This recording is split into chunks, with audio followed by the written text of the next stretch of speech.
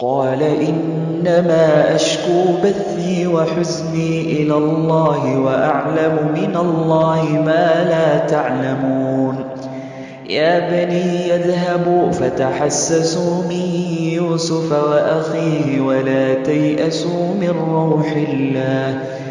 إنه لا ييأس من روح الله إلا القوم الكافرون فلما دخلوا عليه قالوا يا أيها العزيز مسنا وأهلنا الضر وجئنا ببضاعة مزجاة فأوف لنا الكيل وتصدق علينا إن الله يجزي المتصدقين قال هل علمتم ما فعلتم بيوسف وأخيه إذ أنتم جاهلون قالوا أئنك لأنت يوسف قال أنا يوسف وهذا أخي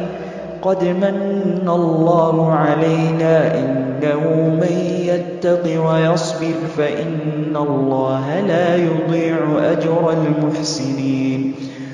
قالوا تالله لقد آثرك الله علينا وإن كنا لخاطئين قال لا تثريب عليكم اليوم يغفر الله لكم وهو أرحم الراحمين اذهبوا بقميصي هذا فألقوه على وجه أبي يأت بصيرا وأتوني بأهلكم أجمعين ولما فصلت العير قال أبوهم إني لأجد ريح يوسف لولا أن تفندون قالوا تالله إنك لفي ضلالك القديم فلما أن جاء البشير ألقاه على وجهه فارتد بصيرا قال ألم أقل لكم إني أعلم من الله ما لا تعلمون قالوا يا أبانا استغفر لنا ذنوبنا إنا كنا خاطئين قال سوف أستغفر لكم ربي إنه هو الغفور الرحيم فلما دخلوا على يوسف آوى إليه أبويه وقال ادخلوا مصر إن شاء الله آمنين ورفع أبويه على العرش وخروا له سجدا وقال يا أبت هذا تأويل رؤياي من قبل قد جعلها ربي حقا وقد أحسن بي إذ أخرجني من السجن وجاء بكم من البدو من بعد أن نزغ الشيطان بيني وبين إخوتي إن ربي لطيف لما يشاء إنه هو العليم الحكيم رب قد آتيتني من الملك وعلمتني من تأويل الأحاديث فاطر السماوات والأرض أنت وليي في الدنيا والآخرة توفني مسلما وألحقني بالصالحين ذلك من أنباء الغيب نوحيه إليك وما كنت لديهم إذ أجمعوا أمرهم وهم يمكرون وما أكثر الناس ولو حرصت بمؤمنين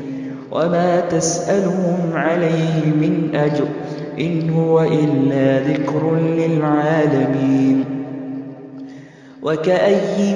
من آية في السماوات والأرض يمرون عليها وهم عنها معرضون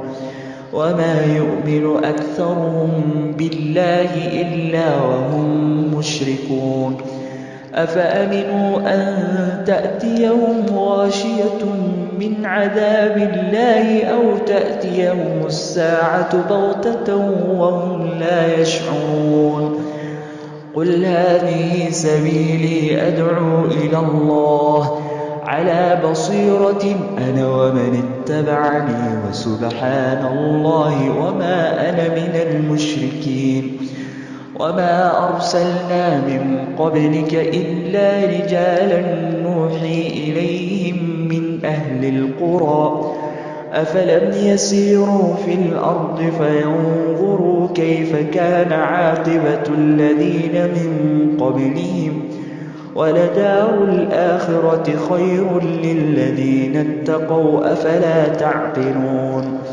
حتى إذا استيأس الرسل وظنوا أنهم قد كذبوا جاءهم نصرنا فنجي من نشاء ولا يرد بأسنا عن القوم المجرمين. لقد كان في قصصهم عبرة لأولي الألباب ما كان حديثا يفترى ولكن تصديق الذي بين يديه وتفصيل كل شيء وهدى ورحمة لقوم